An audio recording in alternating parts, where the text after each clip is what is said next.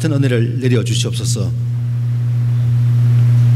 고난주간 주님의 십자가의 길을 따라 묵상하며 우리의 여정을 계속합니다.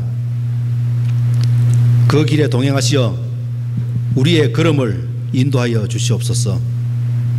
죽음 가운데 승리하신 부활의 주님을 찬양하며 예수 그리스도의 이름으로 기도합니다. 아멘.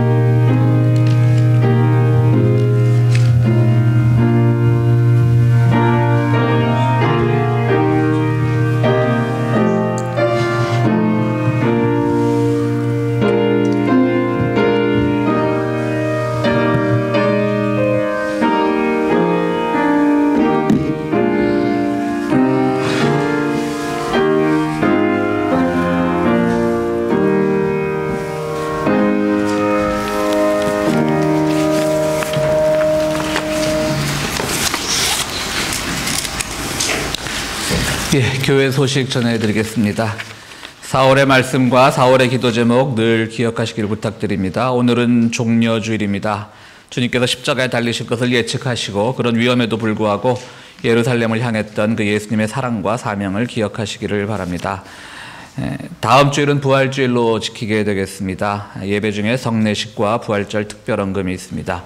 위에서 기도해 주시고 또 준비해 주시기 부탁드립니다. 또 주보에는 빠져 있는데 오늘 또 신도회 둘째 주일이기 때문에 신도회 모이도록 하고 각 신도회별로 또 회의해 주시고요. 특별히 오늘 두나미스란다. 우리 길동무회는 노아 영화 관람을 간답니다. 그래서 꼭 길동무회가 아니어도 함께 하실 분들은 함께 하실 수 있다라고 하니까 여러분들 또 2시에 가신다 그랬죠? 2시 거 관람할 때 여러분들 함께 해주시기 부탁드립니다. 또 우리 목요일에 오늘 주부에 목요일에 또 평화서당 있는 것도 빠졌네요. 평화서당 참석하시는 분들 기억하시고요. 내일부터 일주일 동안 우리가 고난주간인데요. 이 기간 동안 새벽 기도회가 있습니다. 월요일부터 금요일까지 오전 6시에 이 공간에서 새벽 기도 드리도록 하겠습니다. 여기 보면 주체가 나와 있습니다. 월요일, 금요일은 길동무회 주체고 두나미스는 화요일, 목요일, 청년회는 수요일인데요. 이 말씀은 이 회원들은 이날만 나와도 된다라는 뜻이 아니고 이날은 꼭 나와야 된다라는 뜻이니까요. 여러분들 기억하시고 우리 회가 언제 주체인지를 꼭 잊어먹지 마시기를 부탁을 드립니다. 오늘 친교 시간에는 주일학교, 한글학교 기금 마련을 위한 두나미스 주체 음식 바자회가 있습니다. 어제 금요일부터 준비하는 것 봤는데요. 음식의 가격은 5불이라고 하는데 앞만 봐도 남을 것 같지가 않아요. 너무나 많이 준비를 해가지고. 그래서 여러분들 주일학교 후원할 수 있도록 협정가는 5불이지만 더 받아달라는 주최 측에 보이지 않는 압력이 있었습니다. 여러분들이 기억하시기 바랍니다. 또 우리 또 여러분들 함께 하시면서 우리 주일학교를 위해서 많은 기금에 동참해 주시기 부탁을 드립니다. 40주년 특별위원회 다음 주로 연계합니다. 이번 주 기도사역 여러분들 주보를 보고 참고하시고요. 우리 이내훈 집사님 남가주 사랑의 교회에서 우리 평화의 교회로 임명하셨습니다. 임명이라 하면 학생으로 치면 전학 오신 거죠. 전학 정식으로 서류를 띄어서 전학 오셨단 말입니다. 그냥 다른 교회 다니다가 쓱 방문한 게 아니라 서류 띄어서 전학하셨다는 겁니다. 여러분들 기억하시고요. 또 윤재니 권사님께서 성서 주회집을 또 교회에 기증해 주셨습니다. 감사의 말씀을 드립니다. 옆자리에 앉은 성도들과 성도 교제 나누겠습니다. 반갑습니다. 환영합니다. 예, 우리 김미양 집사님 옆에 친구분 좀 소개해 주시죠. 예, 그냥 환영합니다. 우리 김미양 집사님 친구인데 영국에서 오셨답니다. 고맙습니다. 아까 우리 찬양도 열심히 부르고 우리 김미양 집사님보다 더 신앙이 좋아 보이시더라고요. 이번에 같이 머무시면서 좀 더 부흥회 한번 우리 김미양 집사님 통해서 위해서 한번 해주시고 가시기 부탁을 드립니다. 예, 우리 성가대 찬양이 있도록 하겠습니다.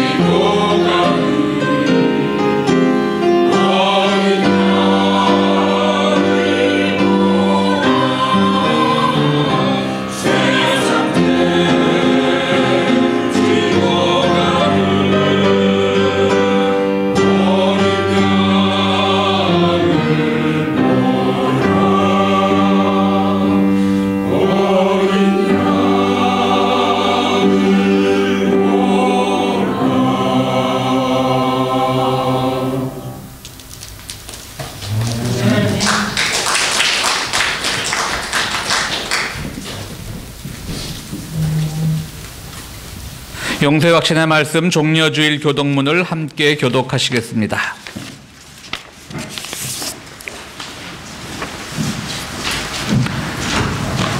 시온에 따라 크게 기뻐할지어다. 보라, 내 왕이 내게 임하시나니 그는 공의로우시며 구원을 베푸시며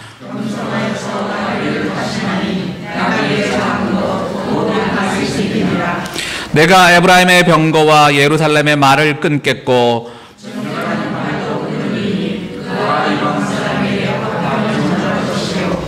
그의 통치는 바다에서 바다까지 이르고 앞에서 가고 뒤에서 따르는 무리가 소리 높여 이르되 주의 이름으로 오시는 이여 가장 높은 곳에서 호산나 하더라. 아멘. 오늘 설교를 위한 구원의 말씀은 누가복음 19장 1절부터 10절까지인데요. 제가 봉독하겠습니다. 우리 김윤경 집사님이 그냥 며칠 동안 우리 바자회 준비하느라고 지금 읽을 힘이 없으시답니다. 그래서 제가 봉독하도록 하겠습니다.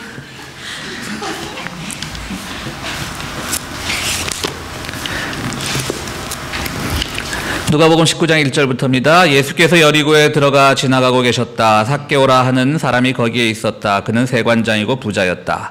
삭개오는 예수가 어떤 사람인지를 보려고 애썼으나 무리에게 가려서 예수를 볼 수 없었다. 그가 키가 작기 때문이었다.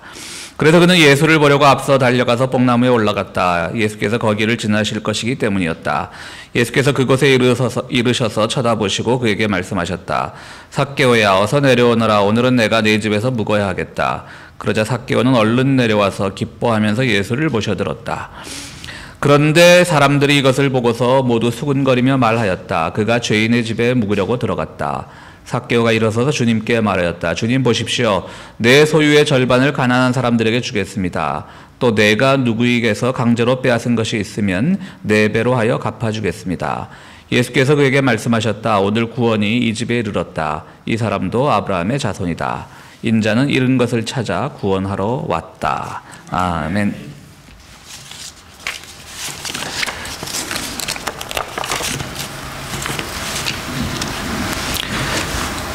영국의 유명한 그 경제학자인 앤드루 오스왈드라고 하는 사람이 있다고 합니다. 이 사람이 그의 연구 결과를 발표를 했는데요.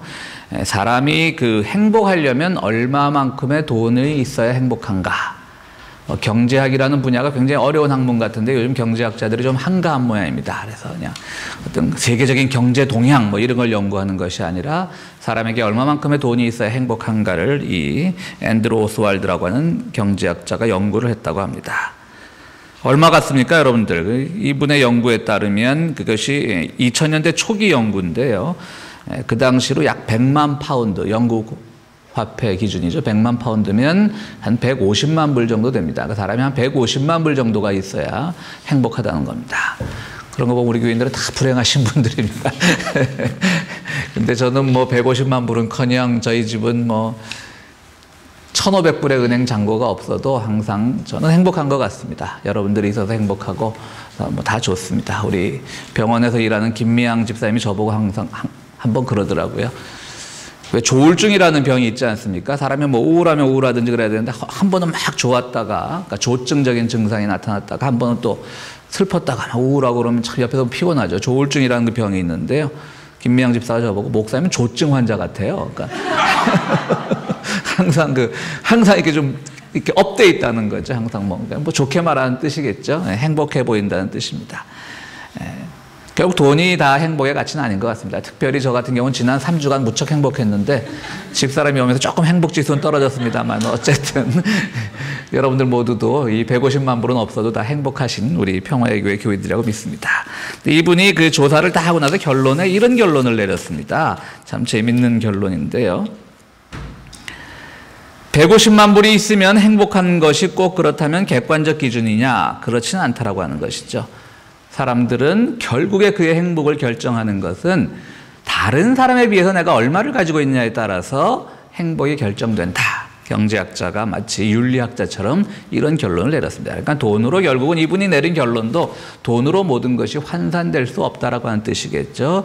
예를 들어서 나에게 150만 불이 있는데 옆집에 아무 개가 나보다 별로 이렇게 인생에 있어서 노력도 안 하고 고생도 안 하고 그냥 그 사람의 일만 보면 다 잘 풀리는 것 같고, 근데 그분은 200만 불이 있다. 그럼 난 행복하지 않은 거예요. 난 이 150만 불을 모으기 위해서 얼마나 고생을 했는데 저 사람은 가만히 앉아서 200만 불 번 것 같고, 또 그 옆집에는 자기보다 더 고생하는 것 같은데 그 집은 뭐 돈이 한 푼도 없다. 그럼 그 사람들을 보면 또 자기는 행복하게 된다라고 하는 것이죠. 그러니까 이 150만 불이라고 하는 것이 절대적 가치가 아니라 결국은 상대적 가치고, 결국 우리의 행복이라는 것이 다른 사람에 의해서 좌우된다라고 하는 다소 슬픈 결론을 우리들에게 전하고 있습니다. 행복은 참 좋은 것인데요. 그것이 왜 다른 기준에 의해서, 다른 사람에 의해서, 다른 가치에 의해서 조정이 돼야 하는지. 그렇기 때문에 우리 인간은 늘 한계 속에 살아가는, 죄 속에 살아가는 그런 존재인지도 모릅니다. 오늘은 종려주일입니다. 예루살렘으로 향하시던 예수님께서 예루살렘 길목에 있는 여리고성으로 들어가시던 날을 기념하는 주일입니다. 참 사람들은 그를 평화의 왕이라고 불렀지만 그분은 왕들이 탈 만한 그런 병거나 멋있는 말 위에 탄 것이 아니라 참 보잘것없는 나귀에 타고 여리고성에 입성을 하셨습니다. 어찌 보면 참 우스꽝스러운 모습입니다. 물론 예수님은 스스로가 어떤 정치적인 권력을 가진 왕으로 자신을 한 번도 표현하지 않으셨지만 많은 사람들은 때로는 그분에게서 어떤 정치적인 메시아의 이미지도 읽어냈기 때문에 뭔가 멋있게, 좀 더 뭔가 웅장하게 여리고성에 입성하길 바랬는데요. 나귀 타고 정말 초라한 모습으로 오니까 사람들은 때로는 손가락질을 하는 사람들도 있었을 거예요. 그러나 환영했습니다. 그 환영의 의미는 무엇이겠습니까? 예루살렘이라고 하는 그 당시 모든 기득권과 권력과 부정과 부패와 하나님을 섬기지 않는 것들의 상징인 그 도시에 이제 예수님은 과감하게 들어가시는 것이죠.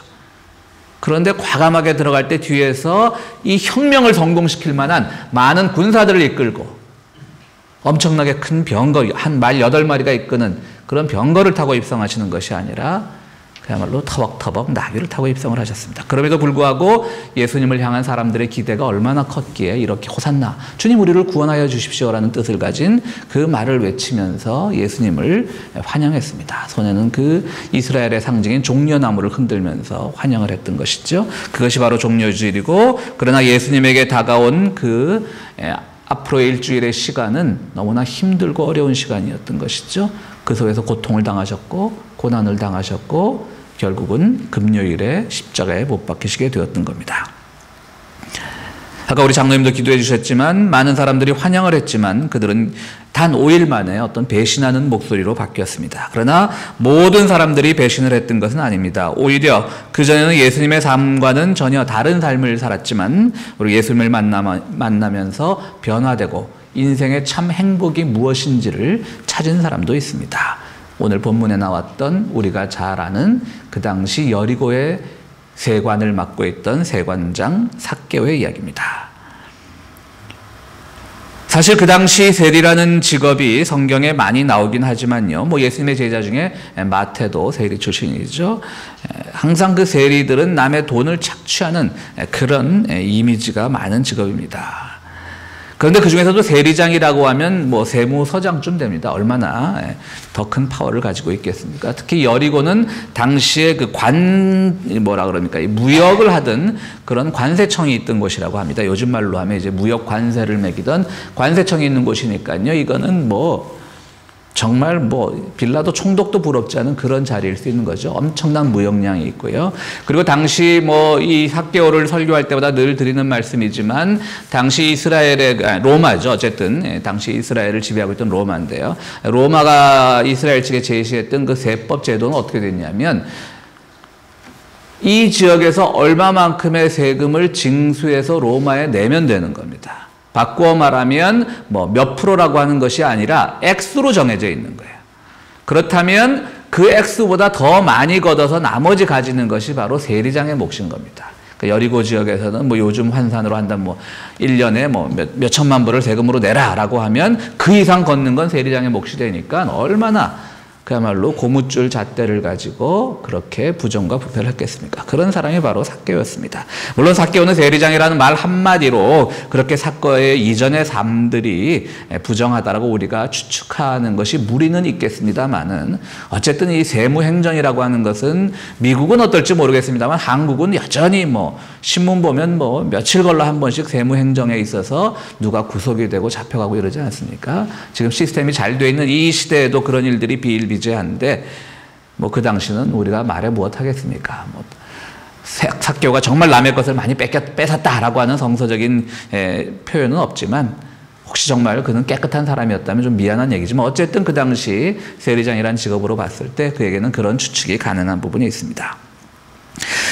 그에게 참 돈이 많았을 겁니다. 어쩌면 우리의 오늘 그 영국의 경제학자가 말한 인간의 행복의 기준이 된다라고 하는 150만 불 이상의 돈이 있었을지도 모릅니다. 그는 그러나 행복하지 않았습니다. 뭔가 부족했습니다. 사람들은 그 앞에 와서는 굽실대면서도 뒤통수에다 대고 그를 욕하는 그리고 그 애를 향한 그 손가락질을 왜 못 느꼈겠습니까? 그런데 예수님의 소문을 듣게 됩니다. 예수님이 바로 자기가 있는 그 지역을 지나간다라고 하는 겁니다. 그래서 예수님을 보고 싶습니다. 아마도 그 지역에 뭐 로마 총독의 고위 관리가 온다 그러면 쫙 이렇게 뭐 이 단상이 차려지고 거기에 지역 세무서장도 초대를 받고 그렇게 되겠지만 예수님의 무리가 오니까 누구도 삭개오를 그 무리 속에서 존경받아야 될, 초청받아야 될 지역 유명 인사로 인정하지 않았던 것이죠. 근데 이분은 정말 행복이 뭘까? 인생에서 정말 내가 추구해야 될 것이 뭘까를 생각하게 되는 거예요. 그러니까 예수님을 보고 싶었어요. 자기 마음속에 행복하지 않다는 걸 알고 있었던 것이죠. 그래서 예수님을 보려고 하는데 키가 작았답니다. 그래서 나무 위로 올라간 겁니다. 뽕나무 위로 올라간 겁니다. 여러분, 지역 세무서장이 예수님을 보기 위해서 뽕나무 위에 올라갔다라고 하는 것은요, 어떻게 보면 굉장히 결단이 필요한 부분입니다. 얼마나 많은 사람들이 손가락질을 하겠습니까? 저게 우리 돈만 맨날 수탈해 가더니 이제는 별짓을 다 하는구나. 사람들이 아마 수근거리거나 아마 그랬을 거예요. 오늘 본문에도 나오지만 예수님이 삭개오 집에 묵겠다라고 하니까 사람들이 왜 저 죄인의 집에 묵으십니까? 라고 비난하지 않습니까? 많은 사람들이 그를 죄인이라고 인정을 했던 거예요. 어떻게 저런 사람 집에 묵을 수가 있어요? 주님께서 이렇게 말을 했던 겁니다. 그럼에도 불구하고 이렇게 욕을 먹음에도 불구하고 아니면 다른 사람을 시켜다가 자기 밑에 사람을 시켜다가 우리 집에 하루 묵고 가시라고 그렇게 말할 수 있음에도 불구하고 그는 자기 인생 속에서 자기 삶 속에서 채워지지 않는 그 행복의 조건이 무엇일까에 대해서 고민하다가 예수님을 만나보고 싶었던 겁니다. 그래서 뽕나무 위로 올라갑니다. 체면을 구기는 일입니다. 그런데 주님께서 그 뽕나무 밑으로 가셔서 삭개오를 보시면서 삭개오야 내려오너라 라고 이렇게 말씀을 하십니다. 그리고 오늘 내가 너희 집에 묵겠다 라고 얘기를 합니다. 아주 굉장한 선포입니다. 사람들에게 아주 충격을 주는 선포입니다. 어떻게 깨끗한 하나님의 아들의 상징이고 그리고 많은 억눌린 민중들을 구원하기 위하여 오셨다라고 사람들이 믿고 있는 어떤 정치적인 메시아의 상징인데 하필이면 가장 정치적인 권력과 결탁해 있는 세무서장 집에 가서 묵겠다라고 말씀을 하시는가. 사람들이 예수님에게 실망을 하죠. 그럼에도 주님께서는 그에게 묵겠다라고 말씀하십니다. 특히 영어 성경에 보면 오늘 주님께서 말씀하신 내가 너희 집에 묵겠다라고 하는 건요. 그냥 오늘 저 집에 너희 묵어야 되겠다. 어떤 단순 미래가 아니라 must입니다. have to가 쓰였습니다. 난 너희 집에 오늘 묵어야 한다. 반드시 묵어야 된다. 의무 조동사가 쓰였습니다. 그래서 오늘 이 삭개오를 구원하고 싶으셨던 거예요. 뭐 숙소가 없어서 이 부잣집이니까 이 숙소에 가서 좀 더 편한 방에서 편하게 주무시고 싶어서인 것이 아니라 오늘 너희 집에 묵어야겠다. 묵는 것이 나의 의무다라고 말씀을 하신 것이죠. 왜? 그를 구원하기 위해서 그랬던 예수님의 그 절절한 마지막 사명이 보여지는 그러한 부분입니다. 삭개오라는 이름을 듣고 주위에 있던 군중들은 그 예수님의 그 결정을 보고 웅성대기 시작합니다. 사람들은 비판을 합니다.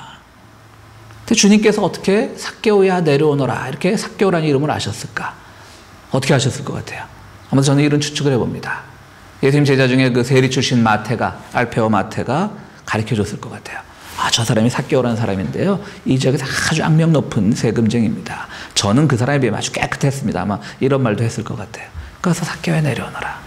사람들에게 비판을 다 들을 수 있음에도 불구하고 그렇게 얘기를 하십니다. 삭개오는 이 장면에서 예수님에게 완전한 감동을 받습니다. 그러면서 주님에게 얘기를 합니다. 주님, 내 소유의 절반을 주겠습니다. 혹시라도 내가 만일 남의 것을 빼앗은 일이 있다면 4배나 더해서 4갑절을 갚겠습니다.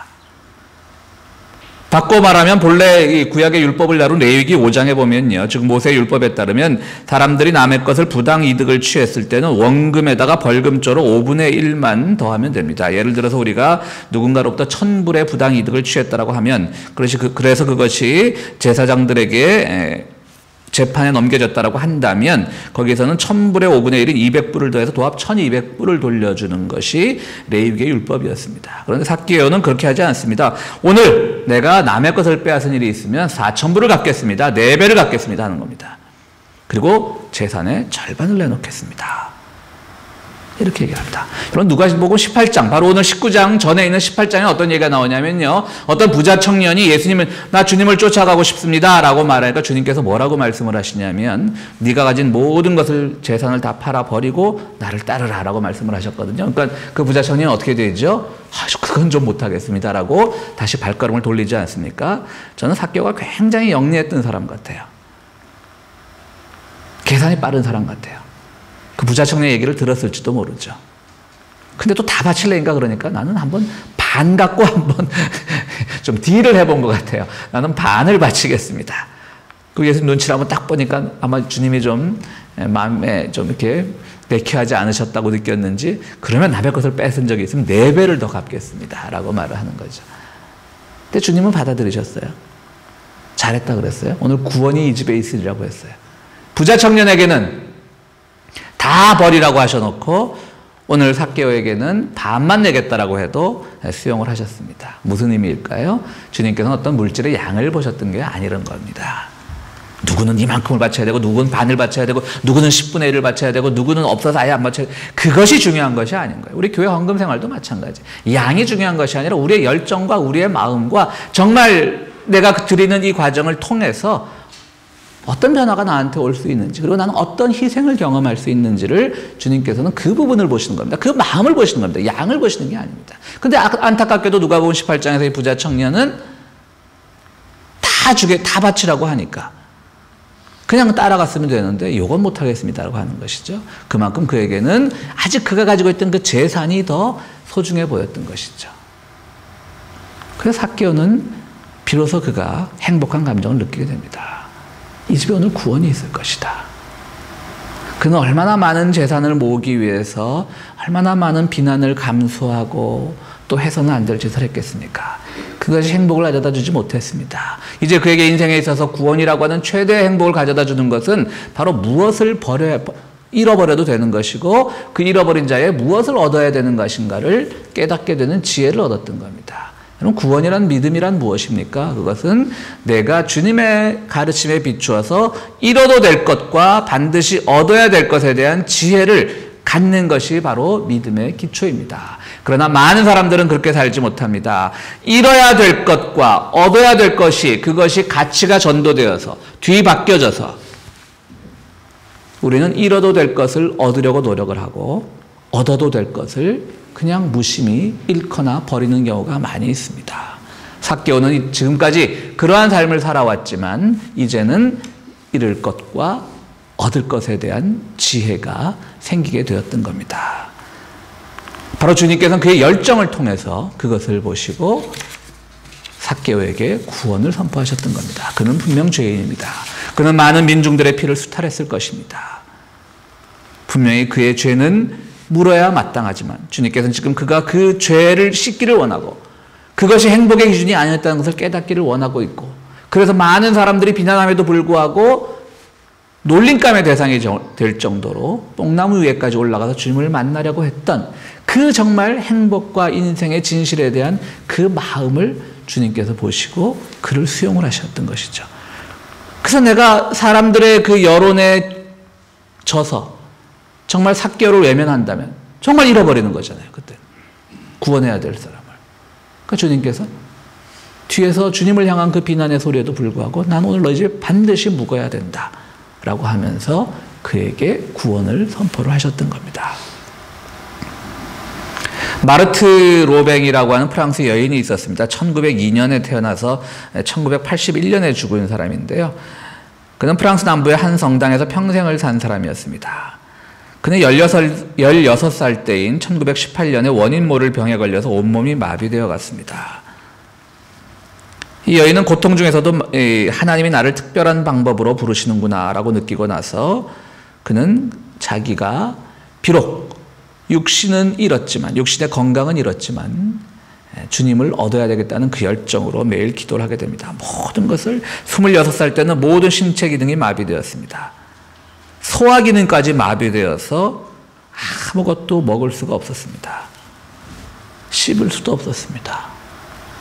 그럼 뭡니까? 우리가 아는 것은 굶어 죽는 겁니다. 그런데 이 여인은 1981년까지 79세를 살다가 죽었습니다.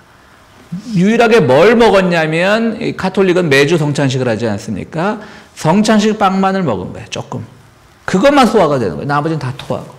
그러니까 모든 장기가 다 마비되고 누워서만 지내는 분인데 79세까지 살았어요. 여인은 투병을 하면서 이런 생각을 했습니다. 우리가 참 먹는 것도, 제가 16살 건강할 때까지는 참 먹는 것도 좋아했고 그랬는데 그 기억을 더듬어 보니까 그거조차도 우리에게 참 중요한 것이 아니구나. 오늘 우리가 참 이제는 예전에 비해서 너무나 먹을 것이 풍부해가지고 먹지 않으려는 시대가 됐지 않습니까?